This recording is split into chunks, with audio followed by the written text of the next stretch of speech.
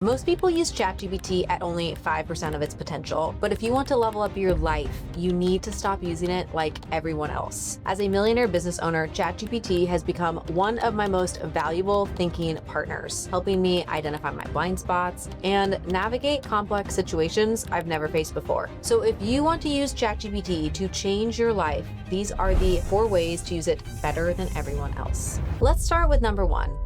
Ask ChatGPT to show you your blind spots. One of the things that I like to do is to ask ChatGPT for insights about me. Specifically, areas that I might not see about myself that could be limiting to my goals, to my objectives, or to things that I'm just struggling in order to get movement around. And it's always interesting how ChatGPT responds. It compliments, of course, then acknowledges, but then gives me places where I might have a blind spot in a way that I approach something or the way that I'm looking at a specific situation in business. Now, I would never have ChatGPT be my therapist. That is not its role. It should not have that data, and it's really not for that purpose. But I'm never asking it to tell me what's wrong with me. I'm asking it, what am I missing?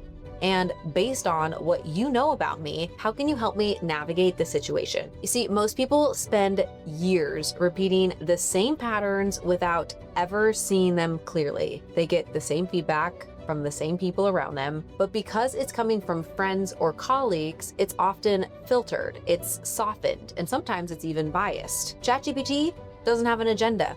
It is not trying to spare your feelings or manipulate you. So when you've been feeding it context about how you think, how you work, and what you're trying to achieve, it can actually spot patterns that you are too close to see. And the scary part? The thing holding you back isn't usually something that you don't know how to do. It's something about how you're seeing the problem in the first place. Just last week, I did exactly this. There was a business that we were looking at acquiring, and I had gone back and forth and tend to be the conservative one in our group. And when I'm the conservative one, I'm always pointing out the loopholes or the problems or the challenges. ChatGPT actually knows this about me. So when I asked for unfiltered feedback, it told me this. And it knows that there are a handful of people that I really admire and would like to be more like. One of those people happened to be Elon Musk. And it used an Elon Musk analogy to tell me that I don't need to be conservative in this area because I've looked at the situation from every single angle and I should feel confident in pulling the trigger. This gave me the internal confidence to be like, yeah, it's right. I should pull the trigger on this because I know this to be true, but it gave me the insights of what it knows about me to give me the confidence in this particular situation. So here's how you actually do this. After you've been using ChatGPT for a while on a particular challenge, whether it's career stuff or some personal goal, stop and ask it directly. Based on everything I've shared with you about this situation, what might I not be seeing? What assumptions am I making that could be limiting my options? Or you could try, given how I typically approach problems like this, what's a perspective that I might be missing? The key is you have to actually feed it enough context first. It needs to know how you think. And then when it shows you something uncomfortable, don't get defensive. That's the whole point. The blind spot isn't supposed to feel good when you find it, but facing it head on will help you level up. The next tip is one of my favorites.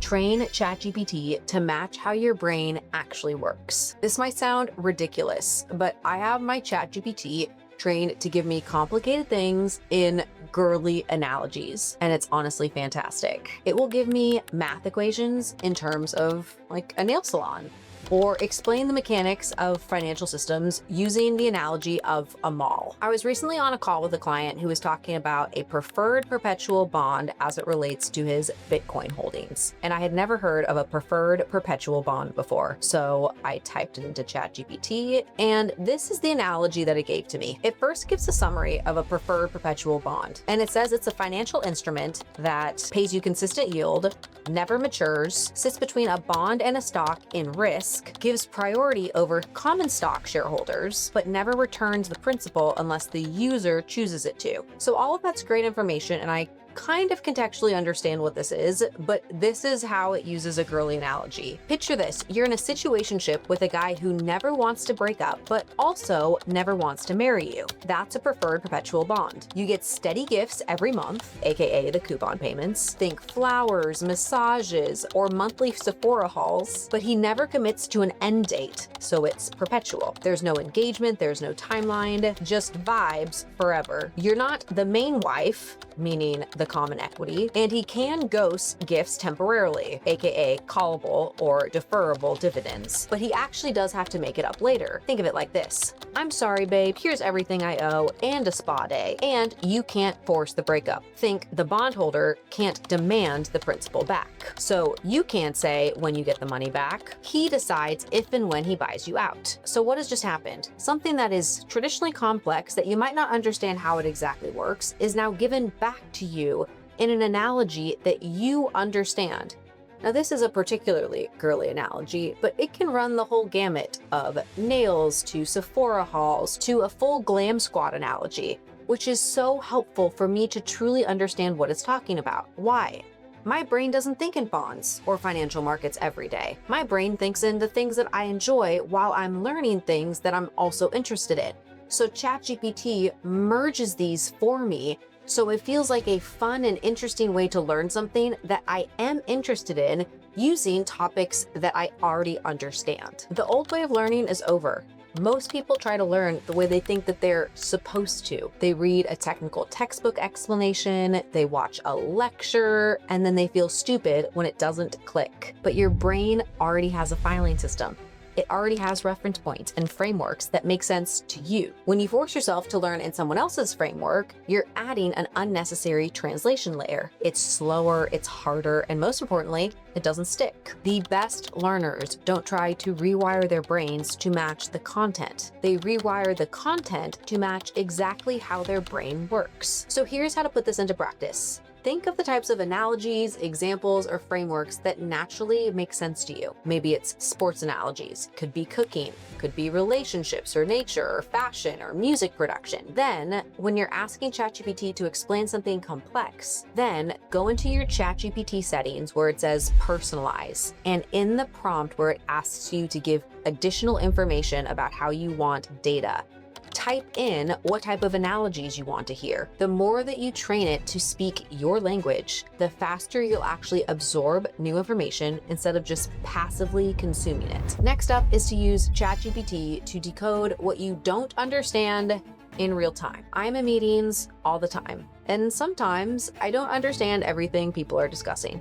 Sometimes it's an entirely new business model that I might not fully grasp, or there are other times where it is a completely new field I haven't studied yet. And I used to just sit there thinking, wait, how does this work with this? And what is this connected to? And what about this exchange over here? Now, it's worth saying that you always have to tell somebody when you're recording them. So don't just start recording conversations and not let people know. It's the wrong thing to do.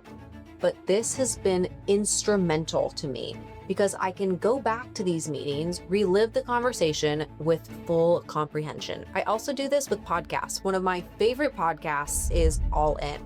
And half of the time, I have no clue what they're talking about. It's very AI and tech focused, and I don't understand many of the words that they're using. So I've trained ChatGPT to summarize the notes from those podcasts, but more importantly, it pulls out any words or concepts from the transcript that I don't understand. And now I've trained it to deliver this to me in my inbox before I listen to the episode. So I'm able to look at all the words and concepts ahead of time so I can fully track with what they're saying in the episode. And instead of feeling like I'm dumb and that people are smarter than me, I'm prepared and can fully track with the conversation that I'm trying to be a part of. When you can decode complexity in real time, you don't have to wait years to build expertise. You could step into rooms and conversations that used to be above your level and actually contribute. So here's how to apply this. Anytime you're in a conversation, a meeting, or even watching a video where you encounter concepts that you don't fully understand, record it. Then feed the transcript into ChatGPT with this prompt. I just listened to a conversation about blah. Pull out every term, concept, or reference I might not understand and explain each one simply. Then summarize the key points in a way that assumes I now understand those terms. You could also ask, what questions should I have asked in this conversation if I wanted to demonstrate understanding and engage at a higher level? This doesn't just help you understand a current topic. It teaches you what sophisticated inquiry looks like in any domain. Within a few months of doing this consistently, you will notice you're walking into complex conversations with confidence because your baseline knowledge has expanded exponentially. The final ChatGPT hack is to use it to force yourself to actually learn. There's a real problem happening right now with AI. People just assume that they have this resource, so they rarely actually have to know anything themselves. The knowledge is just always at their fingertips, so why bother remembering it? But here's what they don't realize. If you don't actually know things, you're not getting any smarter or able to contribute at a higher level. It's simply information in, information out. It doesn't help you reason or be more strategic in life. It's just an answer to a question. So you end up losing your own knowledge and your ability to truly strategize, because you start thinking that it knows better than you, but it doesn't. And it's not in every conversation. And you are not a robot with it feeding you information 24/7. So imagine if you were in a complex conversation about capital structures and you knew that you can chat GPT at any point in time whatever you would need to know about capital structures. But if you don't actually know that information when you're talking in a high stakes environment at a meeting where a decision needs to be made, you're having to consult this outside thing instead of you knowing the material that you've now learned. You see, I use ChatGPT all the time to help me learn new things, but here's the critical difference in how I use it. I force it to quiz me.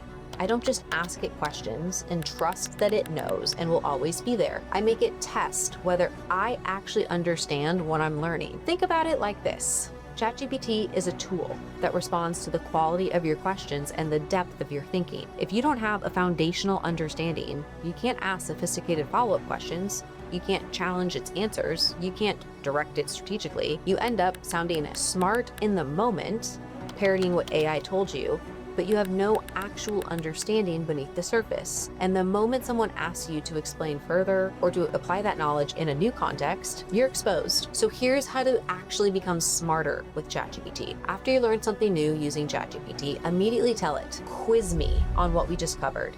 Ask me 5 questions that test whether I actually understand this, not whether I can repeat it back. Or you could try this one. Create a scenario where I need to apply this concept and see if I can work through it without your help first. If you can't answer the questions or work through the scenario, you didn't actually learn it. You just had a nice conversation. Make ChatGPT hold you accountable for actually knowing the thing, not just having access to the thing. This is the difference between using AI to get smarter versus using AI to pretend that you're smarter. If you found this helpful, make sure you're subscribed and watch this video next.